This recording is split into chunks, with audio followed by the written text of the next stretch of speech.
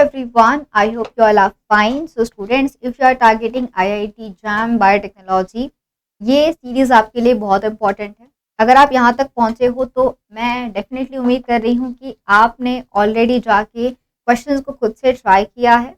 कहाँ ट्राई करना है बच्चों? तो आपको विजिट करना है हमारी वेबसाइट के ऊपर में, विच इज़ ifasonline.com. और वेबसाइट में जाके आपको पहले खुद से क्वेश्चंस को ट्राई करना है.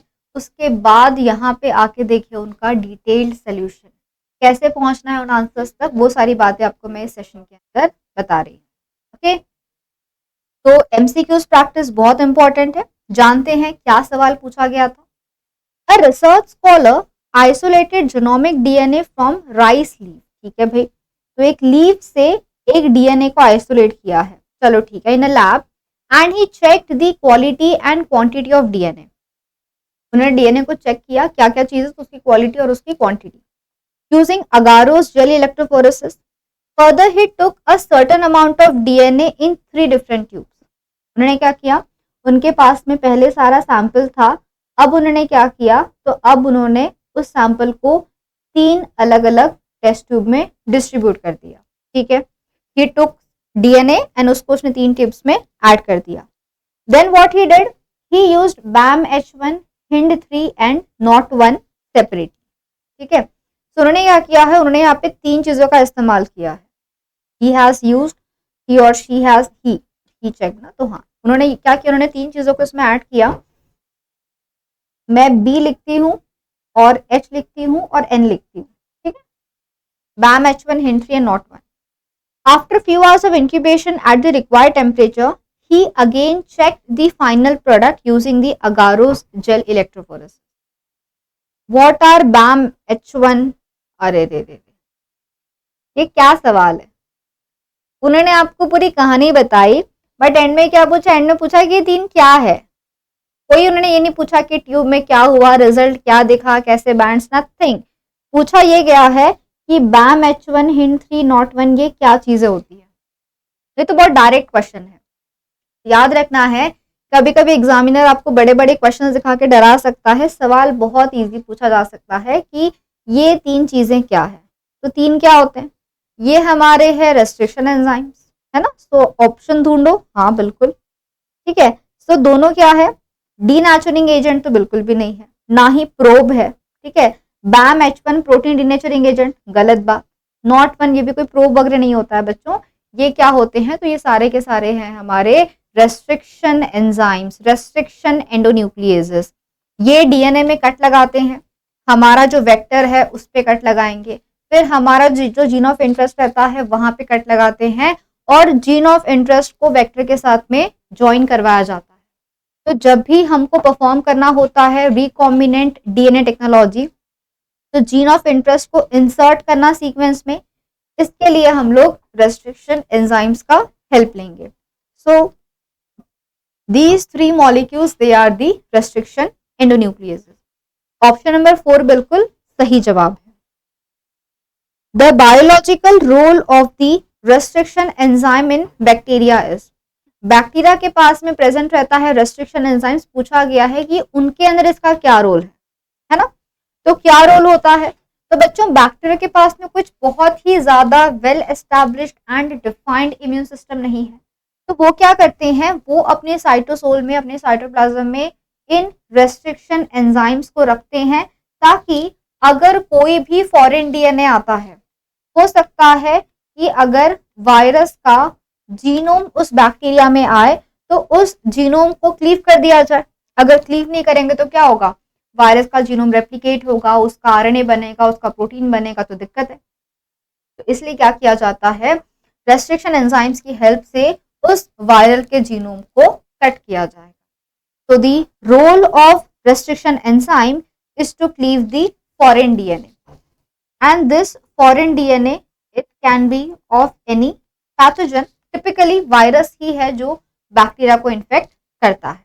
ठीक है, रिपेयर डीएनए नहीं भाई, रिपेयर तो नहीं करता है. इंड्यूस डीएनए, क्रॉसओवर नहीं, क्रॉसिंग ओवर जैसी कोई चीज यहां नहीं होगी. तो option number 3 here is the correct answer.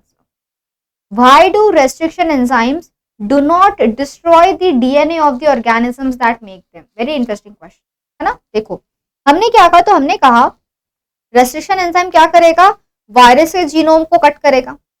Virus का जीनोम किसका बना है, डीएनए या आरएनए, और तो कोई नया मॉलिक्यूल उनके पास है नहीं। बैक्टीरिया का जो खुद का जीनोम है वो भी तो यही होता है। तो ये रेस्ट्रिक्शन एंजाइम्स सेल्फ जीनोम को क्लीव नहीं करते हैं, बट अगर वायरस का डीएनए तो उसको कट कर देंगे। ऐसे कैसे, ऐसी क्या खास बात है कि भाई ये रेस्ट्रिक्शन एंजाइम सेल्फ डीएनए को डिग्रेड नहीं कर पाता है, बल्कि सिर्फ वायरस के जीनोम को ही डिग्रेड करता है। ऐसा क्यों, क्योंकि बैक्टीरिया का जो खुद का सेल्फ जीनोम रहता है उनमें काफी जगह के बाद उनमें इस तरीके से हमको ये GATC सीक्वेंस देखने मिलता है। और जहां जहां पे ये एडेनिन नजर आता है बच्चों, वहां वहां पे हमको मिथाइलेशन देखने मिलता है। जहां जहां पे एडेनिन नजर आता है वहां वहां पे हमको मिथाइलेशन देखने को मिलता है। तो पूछा गया है कि रेस्ट्रिक्शन एंजाइम्स क्यों डिस्ट्रॉय नहीं करता है डीएनए को, क्योंकि खुद का जीनोम जो है वहां पे मिथाइलेशन रहता है। ठीक है, तो पूछा गया है why do restriction enzymes not destroy the DNA. तो रीजंस दिए गए हैं, modification enzymes inactivate restriction enzymes नहीं, रेस्ट्रिक्शन एंजाइम्स को इनएक्टिवेट तो कोई नहीं कराता है। Their genome do not contain restriction site, ऐसी कोई बात नहीं है। रेस्ट्रिक्शन साइट है तभी तो हम बैक्टीरिया का जीनोम, बैक्टीरिया का प्लाज्मिड को हम इस्तेमाल करते हैं। ये भी नहीं आ सकता मेरा answer. Restriction enzymes are secreted and not found in the producer cell, नहीं, ये बात नहीं है।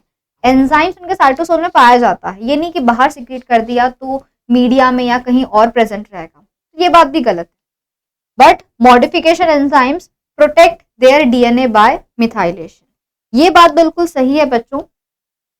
एंजाइम्स लाइक डैम मिथाइलेज, तो ये डैम मिथाइलेज क्या करेगा, ये जो एंजाइम रहता है मिथाइलेज, ये खुद के डीएनए को प्रोटेक्ट करता है बाय परफॉर्मिंग मिथाइलेशन। तो मिथाइलेशन की वजह से सेल्फ डीएनए को प्रोटेक्शन मिल सकता है। ये जो मिथाइलेशन का मैकेनिज्म रहता है, इसकी वजह से रेस्ट्रिक्शन एंजाइम्स को एक्सेस नहीं मिलता है जाके नीच बीच के रीजन्स में कट लगाने का। ये जो मिथाइलेशन है ये अगेन हमारे लिए बहुत इंपॉर्टेंट होता है जब ऑर्गेनिज्म को परफॉर्म करना होता है मिसमैच रिपेयर सिस्टम।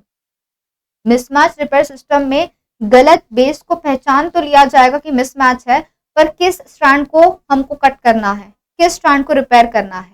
तो पैरेंटल स्ट्रैंड्स और डॉटर स्ट्रैंड्स को आइडेंटिफाई करने के लिए ये जो हमारा हेमी मिथाइलेटेड डीएनए रहता है वो बहुत काम आता है जब रेप्लिकेशन हमारा जस्ट खत्म हो रहा होता है। तो ऑप्शन नंबर 4 यहाँ पे बिल्कुल सही जवाब है। अगला सवाल, the steps involve in gene cloning and expression are given by, कौन से क्या क्या स्टेप्स होते हैं जब हम बात करते हैं जीन क्लोनिंग और एक्सप्रेशन की। जब भी आपको ऐसे क्वेश्चंस मिले ना तो ऑप्शंस को पहले देखो, ओके, डोंट गो कि आपने सब चीजों को पढ़ा, आप क्या करो ऑप्शंस देखो। अब ऑप्शंस में मुझे क्या नजर आ रहा है, या तो मेरा आंसर 1 से स्टार्ट होगा या तो मेरा आंसर 3 से स्टार्ट होगा, तो पहले उनको पढ़ लो। फर्स्ट स्टेटमेंट क्या बोल रहा है, insertion of gene to the vector, directly यहाँ पे इंसर्शन की बात कर रहा है। बट थर्ड क्या बोल रहा है, isolation of the desired gene. क्या लगता है इंसर्शन के पहले आइसोलेशन तो होगा ना, डायरेक्टली आप थोड़ी इंसर्ट करोगे आइसोलेटेड जीन को, पहले आप क्या करोगे, डिजायर्ड जीन को आइसोलेट करोगे। इसका मतलब मेरा आंसर 1 से स्टार्ट नहीं होगा, मेरा आंसर 3 से स्टार्ट होगा। अब आप देखो आपका आंसर कितना इजी हो गया है, आपको 3 1 2 यहाँ भी नजर आ रहा है, 3 1 2 यहाँ भी नजर आ रहा है। आपको बस इतना पता करना है कि 4 5 में से कौन सा स्टेप हमारा पहले आएगा। ठीक है, आई बात समझ में। जब भी आपको इस तरीके से अरेंजमेंट, सीक्वेंस अरेंजमेंट वाले क्वेश्चंस नजर आते हैं, उस टाइम पे आपको क्या करना है, तो ऑप्शंस को पहले देखो। जो भी आपको ऑप्शन दिया जाएगा उसके हिसाब से रीड करो कि फर्स्ट और थर्ड को मैंने रीड किया, देख के समझ में आ गया कि पहला तो फर्स्ट स्टेटमेंट हो नहीं सकता है, तो एलिमिनेट कर दो, थर्ड फर्स्ट स्टेटमेंट है, ऑप्शन 3 और 4 बचता है। अब आप उन दोनों में से आंसर फाइंड करना हमारे लिए कंपैरेटिवली इजियर होगा, है ना। तो पहले हम क्या करेंगे, हम हमारे डिजायर्ड जीन को आइसोलेट करेंगे, फिर हम उस जीन को वेक्टर में इंसर्ट करेंगे, फिर उस वेक्टर को हम लोग होस्ट में ऐड करेंगे। अब क्या बोला है, एक्सप्रेशन ऑफ जीन, फिर बोला है एक्सट्रैक्शन ऑफ जीन प्रोडक्ट। तो पहले तो जीन का एक्सप्रेशन होगा, फिर हमको प्रोडक्ट मिलेगा, मतलब पहले हमारा 5th स्टेप परफॉर्म होगा और फिर हमको 4th स्टेप देखने को मिलेगा। तो ऐसे बड़े क्वेश्चंस को भी आप क्विकली कैसे सॉल्व कर पाओगे, पहले ऑप्शंस को देखें और फिर आप सवाल तक बढ़े। अगला question, certain restriction enzymes produce cohesive ends, मतलब स्टिकी एंड्स। देखो ये होते हैं बच्चों sticky ends, okay, somewhat like this. और अगर बिल्कुल इस तरीके से एंड्स है तो ये क्या कहलाएंगे, these are called as the blunt. अब क्या बोला है कि restriction enzymes they will produce the cohesive ends, मतलब sticky ends. This means that they what, they cut in regions of high GC, they make a staggered double stranded cut, they cut both DNA strands at the same base pair, they stick tightly to the ends of the DNA it has to cut।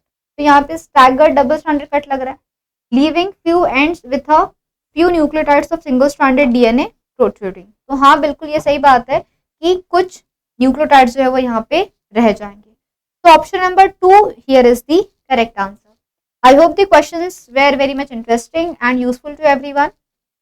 जरूर आप लोग visit कीजिए website के ऊपर और वहां जाके बाकी सारे क्वेश्चन को भी एक बार खुद से ट्राई करें, ठीक है। So you have to go to the IIT JAM biotechnology section, वहां पे आपको लर्न फ्री में जाना है। लर्न फ्री में जाके बच्चों आपको जो भी 100 डेज का क्विज दिख रहा है उसको जाके देखें। स्कॉलरशिप टेस्ट के अंदर आपको डे 1 से लेके तो सारे क्विजेस मिल जाएंगे, जरूर जाके सारे क्वेश्चंस को खुद से ट्राई करें। Okay, have a great day and a very happy learning to you.